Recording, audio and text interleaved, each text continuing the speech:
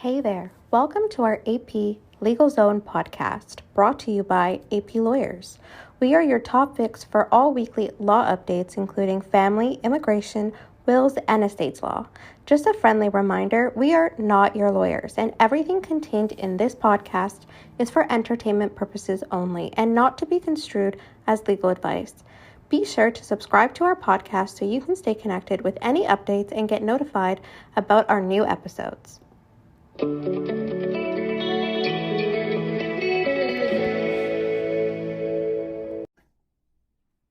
I'm Princewill. And I'm Sherine Abdi. And our topic for you today is separation agreements. And if the name separation agreements did not give it away, it's, an agreement that two people who live together and are now separated enter into, where they articulate their respective rights and obligations as a result of, the separation. So obviously when people live together, there's different legal obligations and rights that arise out of that. And your separation agreement is essentially where you deal with whatever the issues are, and sometimes also deal with a lot of what you would like to happen going forward. Yeah, it's basically that, like a written contract that's binding once it's signed, that will articulate your settlement terms. Yeah, so let's go through some of the elements of a separation agreement. So firstly, it has to be two people. Yes, not you and your mom and your brother, and you can't contract other people's obligations into this agreement. It is between you both. Mm-hmm. A common misconception people have with a separation agreement: can we just make them sign it? You can't make someone sign a separation agreement.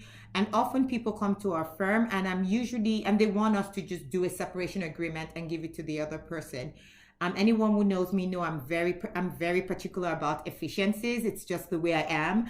And it just doesn't make sense if you are not in agreement, because the name separation agreement, if you guys are not in agreement on the terms, why are we drafting it? No matter what, even though it's coming from a lawyer, it doesn't mean we can make them sign it. Exactly. The goal might be to get a separation agreement in place, but it's not where we just start unless you guys have agreed upon terms. It doesn't really make sense to just begin drafting an entirely different agreement that somebody may not even agree. That makes it more complex. So obviously the goal is to get you negotiated through settlement terms that make sense. Yeah. And some people would, there's different people. Having said that, there's people that already have had a conversation. Yep. And they have settlement terms and they come to me. Again, being efficient, I just go ahead, draft it. They get in, the other side gets independent legal advice signed. That's absolutely a very, very valid process. There's also people that come to us that want us to sign their agreement because they believe that it's a very good deal and that the other party seeing it will definitely sign it. I'm okay with that too. It's just, I think where there's those number of people that think that if they get a lawyer to draft a separation agreement, that the other side has to sign it. Yeah. And they don't. They really don't. And also, we'll go through common grounds to set aside an agreement. So we'll talk about why that can be problematic as well. Exactly. And you had alluded to this a little bit earlier, Sherine. You talked about third parties. So when we were having a conversation, and I don't know if that was part of this podcast, but we had talked earlier about, sort of our, times when people want terms that bind third parties. Mm-hmm. I guess it's okay to put it in there, but you just need to understand that its enforcement is very sketchy because this agreement is between the two parties that cohabited and are now separating. Yes, unless you're dealing with children. Obviously, that might be, and depending on age. It has to be children that you guys parent. So you cannot have any other child. Exactly. You cannot put something in your agreement and expect it to bind a parent, an uncle. And I always tell people, and sometimes these are all parties that are relevant to the relationship and obviously maybe have control of certain aspects.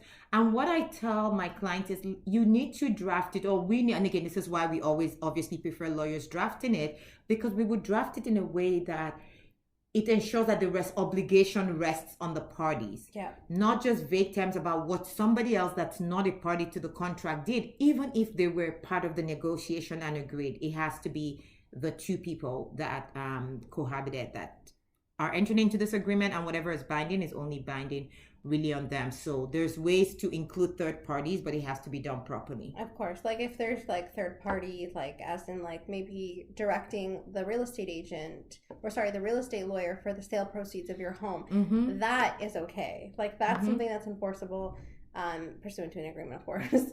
But yeah, you want to be careful. Yeah. So the other thing is you must be, well, the act talks about living separate and apart.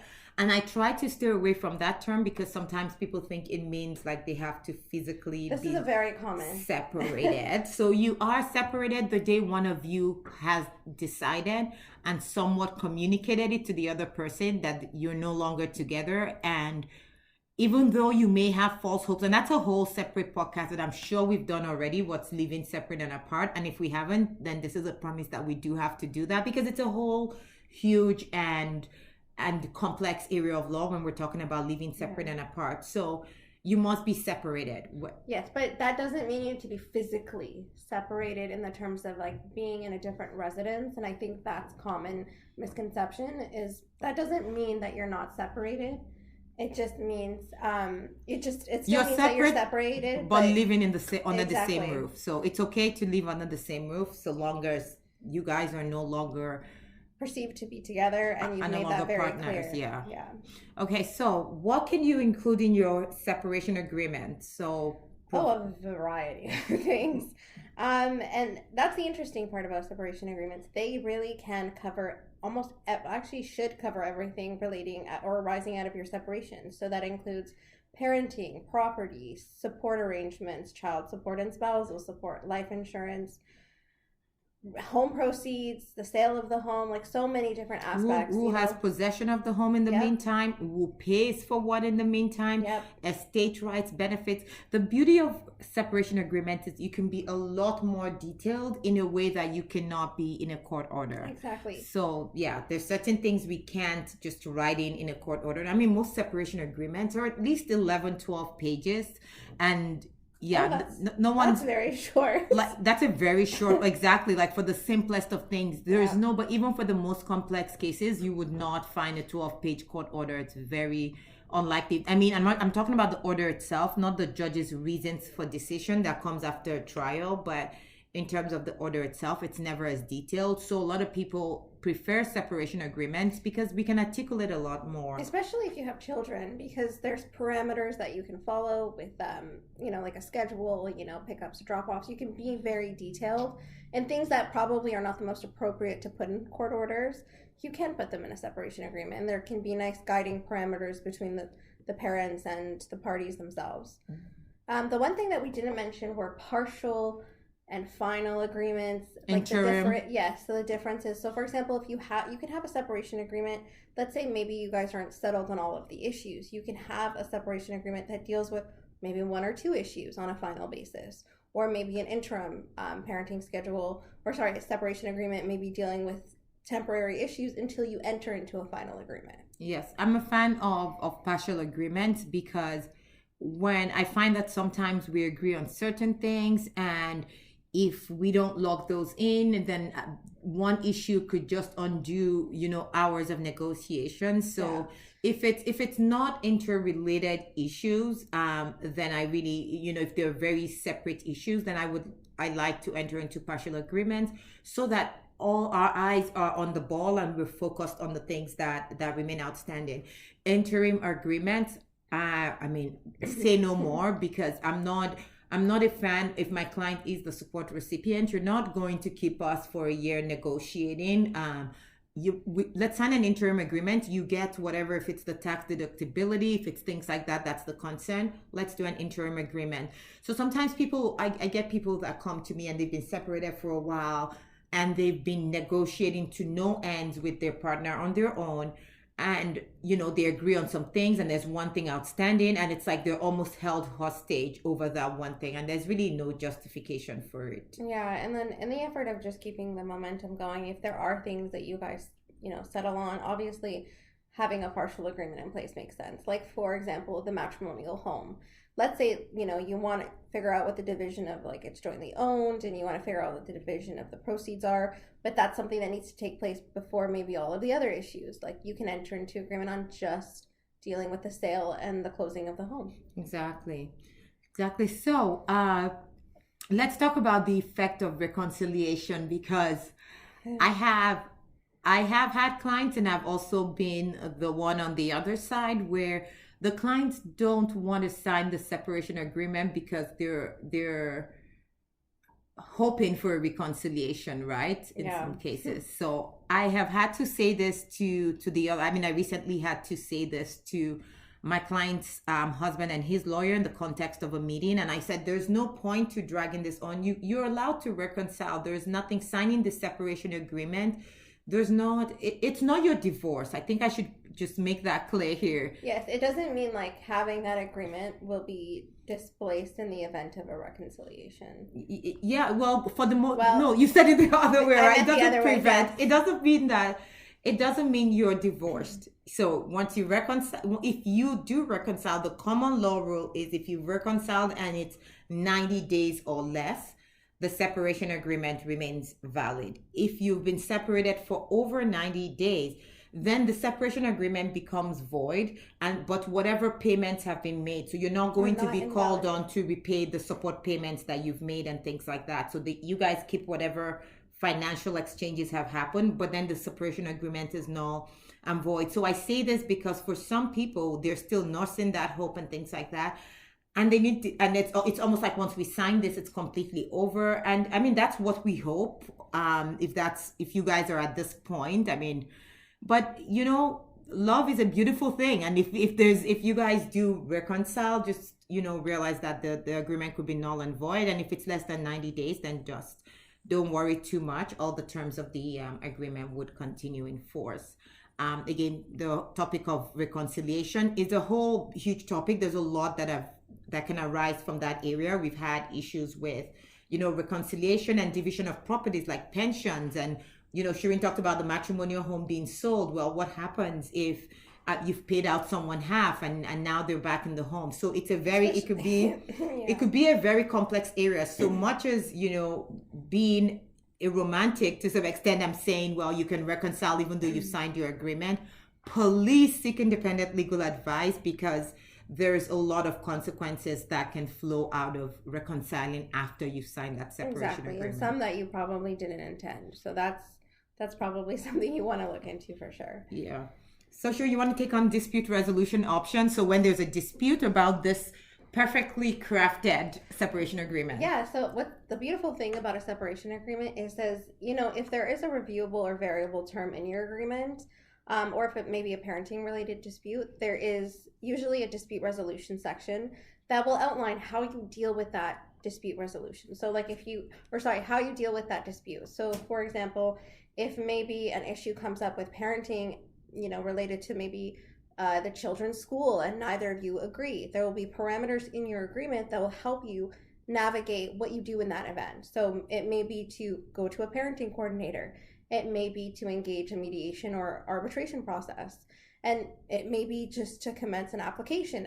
There's so many different dispute resolution processes, but the nice thing is that there's some clarity, so that in the event you're not basically just left in the dark. Exactly. And some people want to know ahead of time that, okay, whatever happens, we're going to deal with it in this way versus the other, right? Yeah. So if you might decide with dispute resolution that if it's for parenting terms, this is how we want to proceed. If it's for support, we want to proceed in a different way. And I think for me, at the heart of separation agreements is just that concept of, I don't want to use self-determination and make it sound a lot more serious than it is, but that's really the only word that comes to mind. Doing things on my own terms and just kind of not just leaving everything just arbitrarily exactly how the law says. Like, just, we want to go for arbitration for this, and we want to do this, so you can it allows make it you. obligatory, or you can make it an option. So like may mediate, or shall mediate. So Yes. in the event that maybe you guys are more amicable people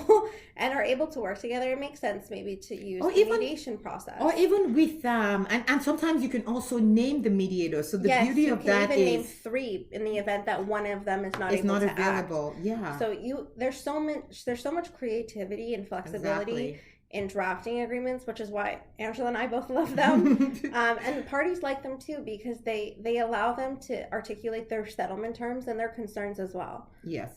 I know, because a concern people sometimes have is when you go back to court, you have a different judge, then they don't remember. When you name your mediator and you're lucky enough to come back before the same mediator, then they have an idea of what happened the last time. It's easier for them to pick up. They understand the family dynamic and things like that. So anyway, you guys may be comfortable with them. So yes, it's not uncommon to have a pre-set out mediator or arbitrator. Yeah. Exactly. And if you don't have one decided at this point, that's okay. It would be one that would make sure that there's a process involved, put in for picking a mediator. Or we could just say you guys would decide on one in the future, and that's it.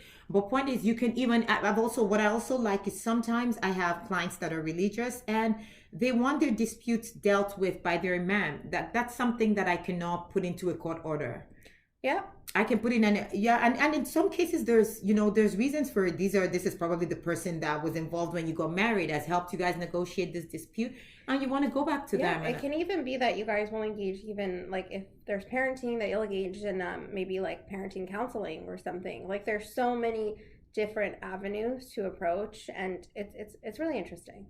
So what about some very important elements as well? So everything we said is important, but I want this to sound as important as it is. Independent legal advice. I cannot stress this enough. Yeah, we really can't. Independent legal advice is either party. If you're getting a lawyer to draft the agreement, I imagine they'll also be one providing you with independent legal advice. Yes. But it's very important for both parties to have independent legal advice.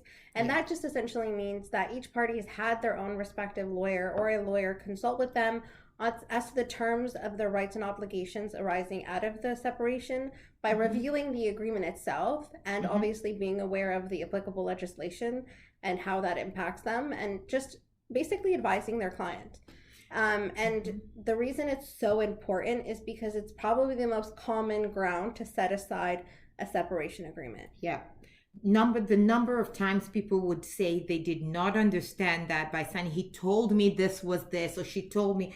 So on both ends, you're protected. If you're the person, if you're the more vulnerable party, at least you're going in informed. So when you go get independent legal advice, whatever the pitfalls are with the agreement, if you want to sign it, you sign it knowing that for whatever reasons, you've decided to accept it at that time. And if it's not a good deal for you, then obviously, you shouldn't sign it. But you want to be informed. Again, we're not, for our firm particularly, and I know lawyers are different. Some lawyers are sticklers too. It has to be according to the terms of the law. I'm not, we're not that particular. We understand that there are things beyond just the exact letter of the law. There's a range of outcomes that are satisfactory to parties, and we respect that. 100%. But what we don't appreciate is when our clients are not informed. We want our clients to know you can get $1 million. And if my client says, I don't want that $1 million because for religious reasons, that's just not the way we divide property. It's her money and she made it. She gets to keep it.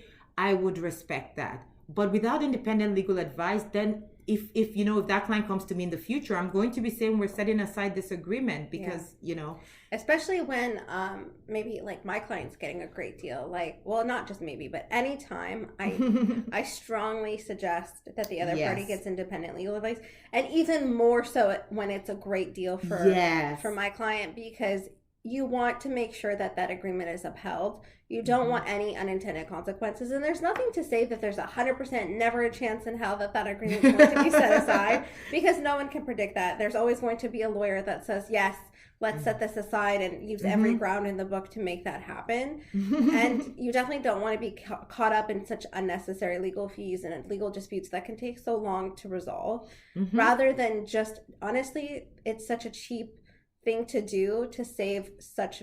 And I always say, if there's a dispute, deal with it now. So what happens is when you have a client that's getting what they perceive to be the better deal, there's that fear that if the other side goes to get independent legal advice, that they would wise up to the idea and the deal may fall apart.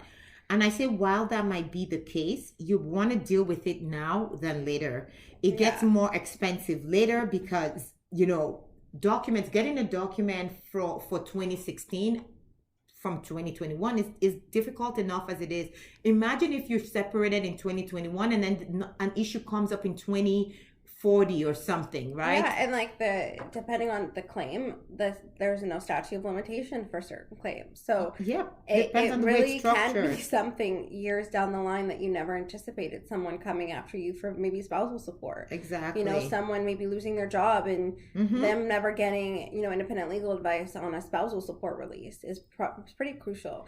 But there's a number of times where I'm surprised when I'm consulted on agreements that people truly don't understand what they're signing don't know what they're entitled to, and it gives me such pleasure to let them know, where they could have gotten the greatest deal, or and as long as it's my job, obviously, to let them know what that looks like, but it's amazing to me when they're so surprised. It's that, oh, he said I can't have this, and I'm not going to get spousal support, I'm not going to get child support, I'm not going to get the house, so I'm just walking away with maybe a $500 monthly payable check. Yeah, that to me is so rewarding, and I hate to be the person that challenges your agreement, but when it serves my client, it will. So it will have to happen, I imagine, unless they agree. Of course, at the end of the day, we understand people have unique circumstances. Like, I could even live with different things than most people, but at the end of the day, as long as they're informed. Well said, Sherine. I could not add a word to that. Another big reason why agreements get set aside is financial disclosure or the lack of financial disclosure. This is a big one. But this is it goes hand in hand with legal advice, because the lawyer's obligation is to advise you that there is a financial disclosure element, and that they've drawn your attention to the fact that, financial disclosure is common ground to set aside. It's important in a separation context. But if you have assets that you want to protect, and maybe you're the one getting a better deal, or whatever the case may be, that you want to keep your pensions, you want to disclose your assets as part of your agreement, or you want to give each party the opportunity to investigate. Obviously, there's an option to do full financial disclosure. People get concerned sometimes, and they're afraid that if there's disclosure done, then they get money hungry, and then they'll kind of maybe adjust their position and maybe break down on this. And that may be the case. But if that's it, wouldn't you rather deal with it now? Because as I said, you're not getting away with it. You're just moving the fight for another day, where it would most likely be more inconvenient, where you would be perceived very badly by a judge, and it's just not an all-round good idea. Show that disclosure. Let the person know that you have this huge pension, and let them decide if it was actually their intention not to do that. Because again, it kind of looks sketchy. Or if you both don't want to go through the trouble of doing it, even despite our advice, then at least we can put in the agreement that you guys have decided not to do it. Exactly. We can add in disclosure waivers. And that would take care of it, hopefully. But honestly, disclosure is obviously very important, because the other side needs to know what maybe they're potentially letting go of. Yes. And what they're not sharing in. And sometimes you want to have a good night's sleep too, Exactly. So at the end of the day, to save you that trouble for maybe down the line, for me, it's worth it. I strongly because you're right. It's one thing to be letting go of property that you didn't think was worth worth a lot. And I mean, let's be fair, like chances are when the person finds out what they're letting go, they might change their mind. And that's what the law is trying to protect, right? They want to avoid a situation where it looks like someone's being taken advantage of, but it is what it is. So financial disclosure is very important. If you're not going to be doing a financial disclosure, it's important to include financial disclosure waivers. Yes, to make sure you're and you want to protected. make sure that if you are doing financial disclosure, you're not materially misrepresenting maybe a large That's asset a you good have. one. So if you leave out maybe your $500,000 pension Yes. out of your financial disclosure, Yes. that to me is a very clean, like, I'm going to open up that agreement. And like Yes. that to me does not look good. And it's not Yeah. going to look good to the court that you've materially misrepresented your finances, because of course people might have contracted into that agreement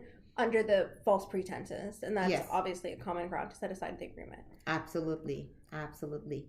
Okay, so Maybe we'll talk about like undue influence. So Yes. this is kind of touching on our first discussion, which is Mhm. you don't want to force the other side to sign an agreement, because it can obviously set aside an agreement, because another common ground to set aside an agreement is undue if there's duress, they're yes. being unduly influenced by you. exactly misrepresentation, and Yes. obviously in the form of financial disclosure as well, but in any other form.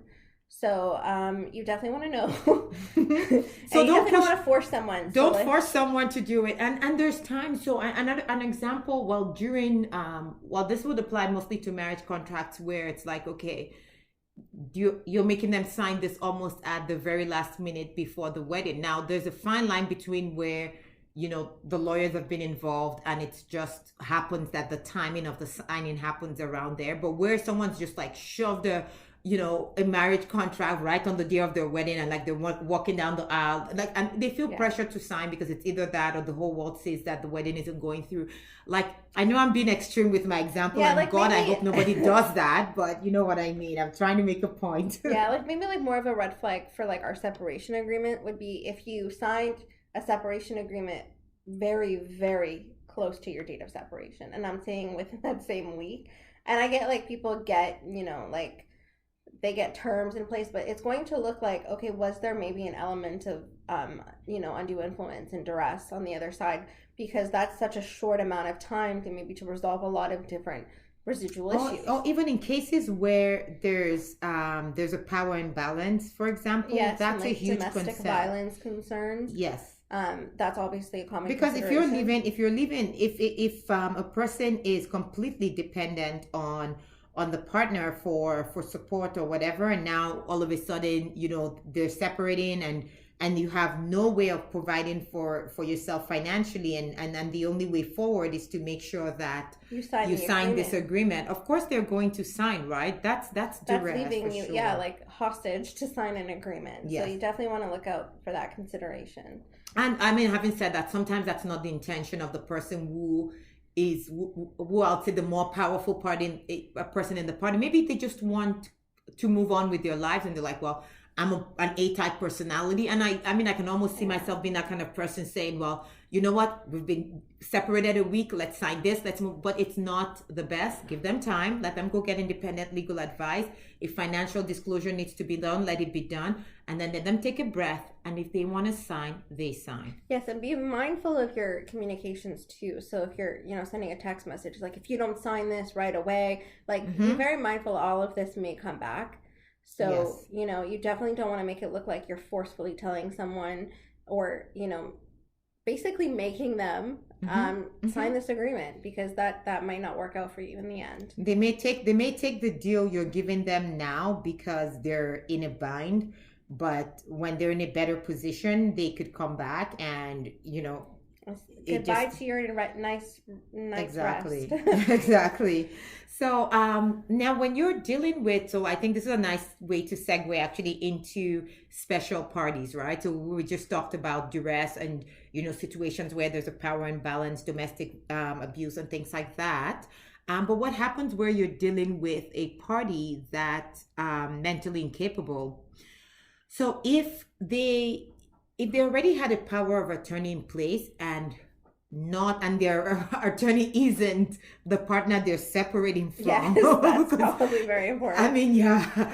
So if you have a separate power of attorney, that person would be the person representing them. So if you have a separate, if you have let's say in a situation where one of the parties, that in this case I'll just say the husband is mentally incapable and wife wants a separation agreement, especially where it deals with property, somebody else that's under a power of attorney needs to assist them in doing that. Please do not sign an agreement that, even if you think it's in their best interest and you know the law and you know everything that's good for them, don't sign that agreement. Don't make a mentally incapable person sign an agreement. Yes.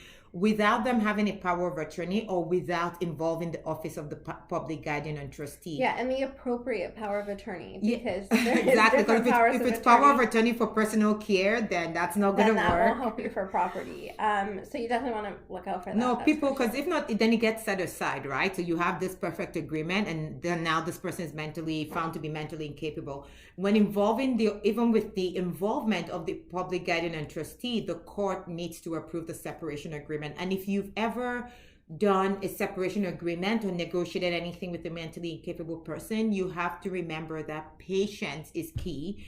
And for those that want things done very quickly and wrapped up nicely and done within like some very fixed timelines, you just need to be very careful. And these days, with more and more mental health issues presenting themselves in people, you want to be very mindful. And if you have that suspicion that this person is mentally incapable, then let's get the courts. Get them assessed. Make sure that finding is made, and then and then involve work on the procedural elements of getting someone in there to help that person. To help them, but you have to understand that the court approval will be required. Where for normal people, and I really take that back. I don't like the fact that I'm using the word normal people, but for people who are not mentally incapable, they can have their agreement done and signed. But for those that need that extra support, that judicial oversight is required. And more often than not, you don't attend court. It doesn't involve that. It just means the paperwork gets submitted to a judge. The judge would review it, usually very quickly, and then once it's approved, we can now move forward with finalizing things. So some few obvious things. One, your agreement must be in writing. Yes. So it seems funny, but there's a lot of times people are relying on writing. Oral. Yeah. Oh yes, or poorly drafted agreements that may contradict. So this comes back to that's a separate podcast, Sherine. If we go into the kitchen table agreements, yes, we're not fans of those, again, because we've dealt with the residual issues of not having a properly drafted agreement in place. Yes. So when you've dealt with that, and you see the thousands of dollars that get used up trying to deal with very simple issues. And I've been in cases where it's just a genuine misunderstanding, because these are not even people that are no longer amicable. They are actually amicable, but one person understood one thing and another didn't. So it's important, to the best of your ability, we strongly recommend that you have a lawyer assist you in drafting it. Or if we do have separation agreement templates ourselves online that are, drafted with this in mind, with the thought that we want to make sure that you're using something that's binding. So be careful what agreement you use, is what we're going to say. But first, that agreement must be in writing. It has to be signed. So the fact that you both sat together and drafted something, if it's unsigned, then you don't have a valid separation agreement, and it has to be witnessed. And the witness shouldn't be your ex, okay? You both. And it has to be not a minor. And not your child, not your minor child, right? It can be your brother, your sister. It's fine, a friend. Yeah. I think the co-worker, other day, anybody else. The other day you said someone at a bar. Anyone you can find, it's all good. Hey, they witnessed you signing it. So, so just make sure you have your agreement in writing. Everything that I actually had an issue, I just actually spoke to someone very recently about this, where they had an agreement, portions of it was in writing, and the other portion was verbal. And now, their ex is going back on what he promised with the oral part. And actually he's going back on everything that was said. I'm able to enforce the written part. It's not a great agreement, but it's something to work with. But what the oral part, it's going to be hard to deal with, and that's going to be extremely difficult because it wasn't written. So everything that you agree, if it's not in the agreement, it doesn't count. So try to make sure that everything goes in. Make sure you sign it in front of your witnesses. And finally, what do you do after you've signed your agreement? You go about your separate ways unless your agreement has to be filed with FRO for child support reasons. But most agreements, parties have agreed. You just go your separate ways. If your agreement, I just always say, my practice is I would look through the agreement and I would give my client a list. So I would let you know that there's child support of $100 payable every month. There's spousal support is going from this date to that date. So like a nice little list, because obviously in their agreement, we put in a lot of details because we want to make sure that we are completely very, very clear. Exactly right. So, but if there's things to do, if the house is to be sold and you need to declutter the home, all of that stuff, just look through your agreement, make sure that whatever needs to be done is done. If pensions need to be transferred, has that been done? Once all of that's done, you don't need to go to court. People think that they have to go to court. Exactly. And it's so funny to me because the best way to resolve your issue, of course, would be to have a separation agreement in place. It means that it may be a long road to get there, it may be a short process to get there. Regardless, you have a separation agreement. I imagine it was without going to court to get it, but no, you don't have to file it with court. It can be something that's entirely negotiated by lawyers, and maybe not even a lawyer getting involved to negotiate, maybe just getting independent legal advice. And it's so funny to me when people are like, okay, like, what do I do? How do I file it with the court? I'm like, you don't need to go to court. You agree. Like, we just draft it, and then he gets ILA, and then you just move on with your lives. You just, you follow your agreement. Exactly. And when you need enforcement of your agreement, depending on what the terms are, like if there's child support that's payable or support, and there's default provisions for enforcement if they're not paying, then you can file it with the court to make sure that that enforcement happens. But ultimately, you're good to go. So on that note, we're good to go to Sherine. So we hope that gives you some guidance on separation agreements. Obviously, we have a lot of different topics. We talked about different elements, property support, things like that. So if you want to get more information on how that works in terms of, so you can help yourself in negotiating settlement terms, check out our other podcasts. We have a lot of resources as well on our website, aprincewill.com. And until next time, it's bye for now. Thanks for listening and joining us in the AP Legal Zone. We hope you enjoyed this episode. You can find more episodes by searching AP Legal Zone on anywhere you watch podcasts. Be sure to subscribe to our podcast today so you can stay connected with any updates and get notified about any new episodes.